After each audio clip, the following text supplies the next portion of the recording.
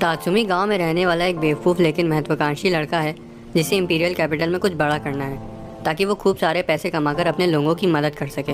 Imperial capital में अपना नाम कमाने के लिए वो अपने बचपन के दोस्तों के साथ गांव छोड़ देता है।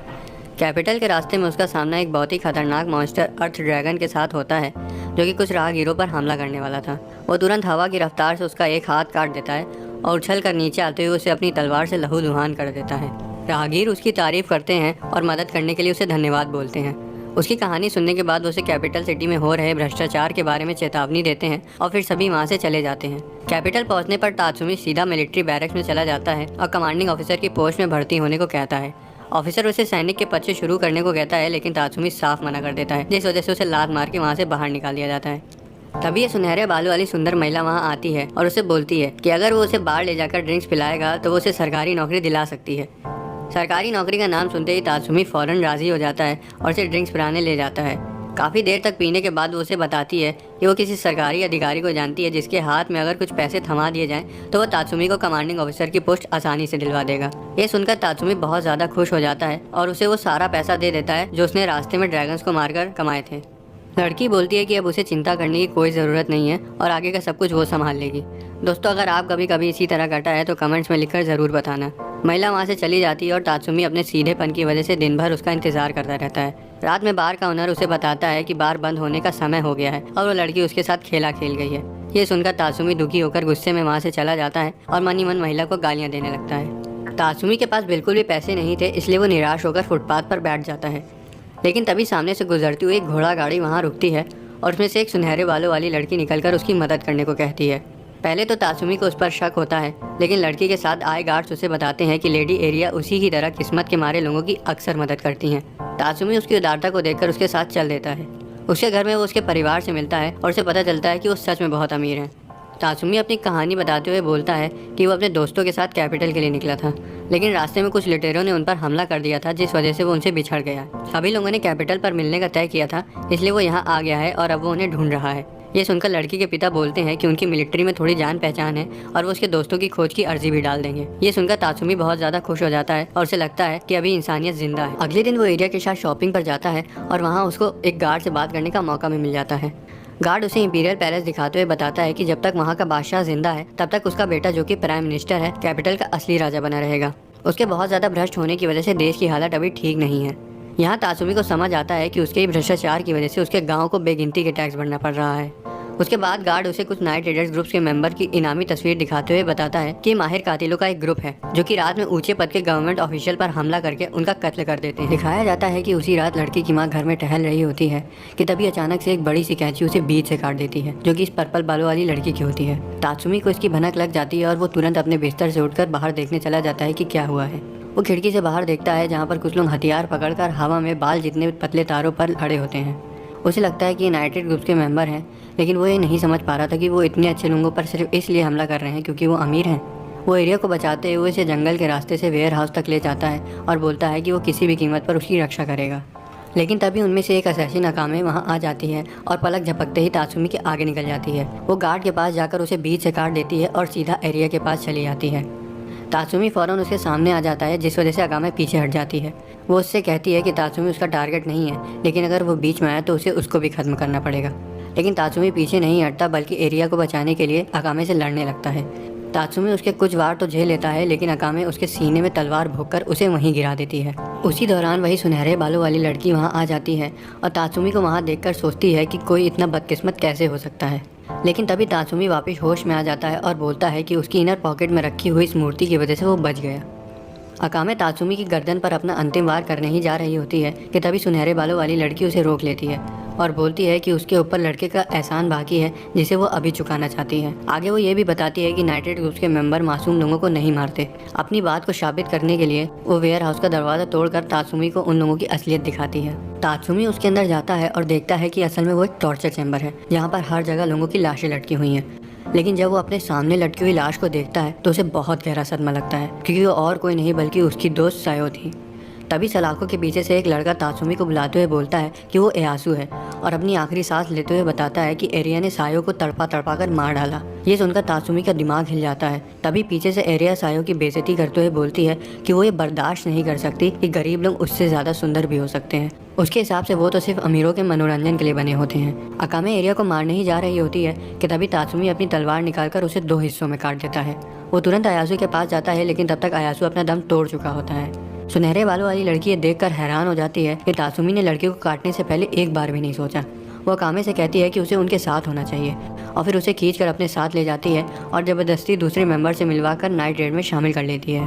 अकामे बोलती है कि सुनहरे बालों वाली लड़की का नाम लियोन है और इतना कहकर वो लोग तात्सुमी को किडनैप करके अपने साथ अपने बेस ले जाते हैं। अगले दिन तात्सुमी अपने दोस्तों की कब्र के पास बैठकर सोचता है कि अब वो अकेला रह गया है, लेकिन तभी पीछे से लियोन आती है और उसे दिलासा देते हुए पूछती है कि उसने उनके साथ शामिल होने का मन बनाया या नहीं। उसके बाद वो उसे ग्रुप के दूसरे मेंबर से मिलवाने ले जाती है। सबसे पहले वो इस पर्पल बालों वाली लड़की शैले के पास आती है और उसे तात्सुमी को टीम ज्वाइन करने के लिए बढ़ावा देने को कहती है, जिस पर शैले बोलती है कि अब जब उसे ठिकाने के बारे में पता चल ही गया है तो वो अगर उनमें शामिल नहीं हुआ तो वो उसे वैसे भी मार देंगे। तभी पीछे से दूसरी मेंबर माइन आती है और बोलती है कि उसके जैसे बदसूरत लड़के उनके जैसे पेशेवर लोगों के साथ काम नहीं कर सकते। उसके बाद वो उसे बाहर ग्राउंड में ले जाती है जहाँ तीसरा मेंबर बुलाट अपनी ट्रेनिंग कर रहा होता है। लियोन उसे बताती है कि वो अक्सर मिशन पर फुल बॉडी आर्मर पहने रहता है और आगे वो उसे ये भी बताती है कि वो गे है। उसके बाद वो बचे हुए मेंबर लुबॉक और आखिर में नदी के पास अकामे से मिलवाती है। लियोन तात्सुमी को बताती है कि वो भले ही दिखने में क्यूट हो लेकिन उसकी ट्रेनिंग जंगलों में हुई है। तभी अकामे बोलती है कि उनकी बॉस नजेंडा भी वापस आ चुकी है। तात्सुमी से मिलने के बाद नजेंडा लियोन से सभी लोगों को इकट्ठा करके लड़के के ऊपर राय देने को कहती है। सभी लोगों की बातें सुनने के बाद नजेंडा उसे रैंक में शामिल होने को कहती है और अगर वो उन्हें ज्वाइन नहीं करना चाहता तो वो उसे कारखाने में काम दे देंगे, लेकिन वो उसे मारेंगे नहीं। आगे वो उसे ये भी कहती है कि उसकी तलवारबाजी काफ़ी अच्छी है, इसलिए उसका उनके ग्रुप के साथ काम करना अच्छा रहेगा। नजेंडा ग्रुप का खुलासा करते हुए उसे ये बताती है कि वो देश के सभी करप्ट लीडर्स को खत्म करके देश में क्रांति लाना चाहते हैं और सभी लोगों के साथ उसके गाँव को भी बचाना चाहते हैं। तात्सुमी ये सुनकर कहता है कि इसका मतलब वो लोग असल में हीरो हैं और सही का साथ दे रहे हैं। ये सुनते ही सभी लोग हंसने लगते हैं और बोलते हैं कि वो सिर्फ पेशेवर हत्यारे हैं जो कि लोगों को बेरहमी से मारते हैं और उन्हें भी किसी वक्त मौत की सज़ा मिल सकती है। उस पर ध्यान दिए बिना तात्सुमी उनका साथ देने को राजी हो जाता है।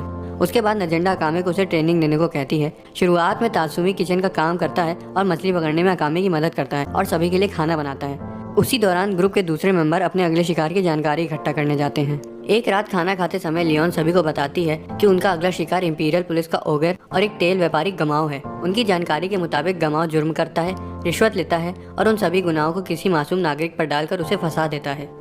नाइट रेड ये मिशन एक्सेप्ट कर लेते हैं और तात्सुमी को इसी वक्त उसका पहला मिशन ओगर को खत्म करने का दिया जाता है। वहीं लियोन और अकामे गमाओ को मारने का जिम्मा ले लेती हैं। उसके बाद वो लोग शहर चले जाते हैं जहाँ लियोन तात्सुमी को अकामे के गुजरे कल के बारे में बताती है। वो कहती है कि जब अकामे छोटी थी तब उसे और उसकी बहन को एम्पायर ने खरीद लिया था और जबरदस्ती उन्हें असैसिन की ट्रेनिंग दी गई थी। उन सभी में वो सबसे अच्छी कातिल बन जाती है, जिसके बाद एम्पायर उससे सभी गलत काम करवाना शुरू कर देता है। लेकिन एक मिशन के दौरान उसे उनकी काली करतूतों के बारे में पता चल जाता है और उसी के बाद से वो नाइट रेड में शामिल हो गई है। तात्सुमी समझ जाता है कि लियोन ने उसके बारे में उसे इसलिए बताया है क्योंकि अकामे को अपना टारगेट का कत्ल करने से संतुष्टि मिलती है, जिस वजह से उसे अकामे से थोड़ा सतर्क रहना चाहिए। इसके बाद वो लोग अलग हो जाते हैं और अपने अपने टारगेट्स को मारने चले जाते हैं। लियोन और अकामे तो गमाओं को आसानी से खत्म कर देती हैं, तो वहीं तात्सुमी शाम को नशे में धुत ओगर के पास पहुंच जाता है। वो एक कंबल ओढ़े उसके पास जाता है और बोलता है कि उसे उसको कोई ज़रूरी बात बतानी है, लेकिन उसके लिए उन्हें किसी वीरान इलाके में जाना पड़ेगा। वो एक सुनसान गली में पहुंच जाते हैं जहां तात्सुमी उसके सामने झुक जाता है और उससे आर्मी में भर्ती करने के लिए कहने लगता है। ओगर मुड़ता है और बोलता है कि उसकी दाल यहाँ नहीं गड़ने वाली, लेकिन तभी उसे तात्सुमी के जानलेवा इरादे की भनक लग जाती है और वो फौरन अपनी तलवार निकालते हुए पीछे मुड़ता है, लेकिन उसके वार करने से पहले ही तात्सुमी उसे काट देता है। ओगर को जमीन में पड़ा देखकर तात्सुमी को लगता है कि वो मर चुका है, जिस वजह से वो वहाँ से जाने लगता है। लेकिन तभी ओगर पीछे से उठता है और तात्सुमी पर लगातार वार करने लगता है। वो तात्सुमी को दीवार की तरफ ढकेल देता है और बोलता है कि वो जरूर नाइट रेड से आया होगा। वो उनके बारे में बुरा भला बोलने लगता है। तभी तात्सुमी अचानक से उछलकर उस पर वार करता है, लेकिन वो उसे आसानी से नीचे गिरा देता है। ओगर बोलता है कि जरूर उसे विधवा ने भेजा होगा जिसके पति को उसने मौत की सजा दी थी और अब वो तात्सुमी को खत्म करके सीधा उसे भी मारने चला जाएगा। ये सुनकर तात्सुमी को बहुत तेज गुस्सा आता है और वो उसे धक्का देकर उसका एक हाथ काट देता है। उसके बाद वो उछलकर उसे अर्थ ड्रैगन की तरह ही खत्म कर देता है। तात्सुमी मिशन की सफलता के बारे में बॉस को बताता है। अकामे देखती है कि उसे कोई चोट तो नहीं लगी और खुश होती है कि तात्सुमी सुरक्षित वापस आ गया। इस मिशन के खत्म होने के बाद नजेंडा माइन को उसकी अगली ट्रेनिंग सौंप देती है।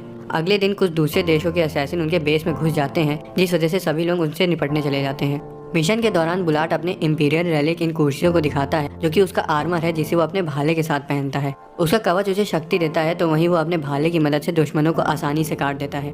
अकामे का रेलिक उसकी तलवार मर्सेन है, जो कि सिर्फ एक ही बार में लोगों को श्रापित कर देती है, जिस वजह से उनमें जहर फैल जाता है और सेकंडों में उनकी मौत हो जाती है। माइन का रेलिक उसकी एनर्जी गन पंपकिन है। शैले के पास एक बहुत बड़ी कैची एक्सटेज है, जो कि बुलेट को रोक सकती है और किसी को भी काट सकती है। लुबॉक एक ग्लव और वायर रेलिक क्रॉसटेल का इस्तेमाल करती है और लियोन के पास एक बेल्ट जैसा रेलिक है, जिससे वो कभी भी एक कैट गर्ल में बदल सकती है और उसके सभी सेंसेस बहुत तेज हो जाते हैं। यही नहीं, उसे सुपर स्ट्रेंथ, स्पीड और रिजनरेशन भी मिल जाती है। आखिर में तात्सुमी के पास उसकी पुरानी तलवार है, जो कि वो अपने गाँव से लाया था। असैसिन्स को ठिकाने लगाने के बाद तात्सुमी अगले दिन से माइन के साथ अपनी ट्रेनिंग शुरू कर देता है, लेकिन उसकी ट्रेनिंग की शुरुआत एक ब्लास्ट और इन्वेस्टिगेशन के नाम पर पूरा दिन शॉपिंग से होती है। तात्सुमी को लगता है वो सिर्फ उसका समय बर्बाद कर रही है, लेकिन तभी माइन उसे पब्लिक एग्जीक्यूशन एरिया में ले जाती है, जहाँ पर मासूम और बेगुनाह लोगों को प्राइम मिनिस्टर की करप्ट पॉलिसीज़ की वजह से तड़पाया जा रहा था। अगले दिन उन्हें अपना अगला मिशन मिलता है, जिसमें उन्हें प्राइम मिनिस्टर के दूर के रिश्तेदार एल्को को मारना होता है। सभी लोग उसे मारने चले जाते हैं और माइन अपनी स्नैपिंग स्किल्स का इस्तेमाल करके अपने रेलिक की मदद से एल्को को गोली मार देती है। उस दौरान नाइट रेड के बाकी मेंबर्स गार्ड्स और एल्को के साथियों को ठिकाने लगा देते हैं। वापस जाते वक्त माइन तात्सुमी को अपने पास्ट के बारे में बताती है और बोलती है कि वो एम्पायर के पश्चिमी इलाके में पैदा हुई थी और वो आधी फॉरेनर है, जिस वजह से उसे हमेशा दूसरों से अलग माना जाता था और उसके साथ भेदभाव किया जाता था। आगे वो बताती है कि नाइट रेड और पश्चिमी लोगों के मिलने के बाद वो नाइट रेड में शामिल हुई और अब उसका मकसद भ्रष्टाचारियों से जीत कर देश को पक्षपात से मुक्त कराना है और आखिर में खूब सारा पैसा कमाकर सुकून की जिंदगी जीनी है। इसके बाद वो लोग दूसरों से मिलने जाते हैं, लेकिन रास्ते में गार्ड्स का लीडर उन पर घात लगाए बैठा होता है। वो मार्शल आर्ट्स में माहिर होता है और सीधा कूदकर तात्सुमी को लात मार देता है और माइन पर हमला कर देता है। माइन उसे दूर रखने के लिए उस पर गोलियां चलाने लगती है, लेकिन वो उन सभी से बचते हुए उस तक पहुंच जाता है। तभी पीछे से तात्सुमी आकर उसे पकड़ लेता है और माइन से उसे शूट करने को कहता है। तात्सुमी का उस पर इतना भरोसा देखकर माइन उसे शूट कर देती है और आखिरकार उसे नाइट रेड का मेंबर मान लेती है। कुछ दिन बाद तात्सुमी बुलाट के साथ अपनी तलवारबाजी की ट्रेनिंग शुरू कर देता है। वो किचन में अकामे की मदद करता है और बचा हुआ दिन ट्रेनिंग में बिताता है। एक रात एजेंडा सभी को मीटिंग हॉल में बुलाती है और उनके अगले टारगेट के बारे में उन्हें बताती है। इस बार उन्हें एक सीरियल किलर को मारना है, जो कि सिर्फ अपने मजे के लिए लोगों का सिर धड़ से अलग कर देता है। वो आपस में बात करते हैं और इस निष्कर्ष पर आते हैं कि वो जरूर जल्लाद जैंग होगा, जो कि पागल होकर एक कातिल बन गया था। बॉस उन्हें बताती है कि भागने से पहले जैंग ने उनका एक रेलिक चुरा लिया था, इसलिए उन्हें उसे थोड़ा संभल कर लड़ना पड़ेगा। उसके बाद सभी लोग शहर चले जाते हैं और उसे ढूंढने लगते हैं। इस बार तात्सुमी अकामे के साथ आता है और लंच ब्रेक के दौरान वो हल्का होने चला जाता है, लेकिन तभी अचानक से उसे वहाँ सायो दिखाई देती है। वो उस तक पहुँचने की कोशिश करता है, लेकिन वो वहाँ से भागकर कोलोसियम आ जाती है और उसका पीछा करते हुए तात्सुमी भी वहाँ पहुँच जाता है। कोलोसियम में वो सायो को गले लगाते हुए उसका नाम बोलता है, लेकिन तभी उसे समझ आता है कि असल में वो उसकी दोस्त के भेष में एक दानव जैसा आदमी है। तात्सुमी तुरंत पीछे हटकर अपनी तलवार निकाल लेता है।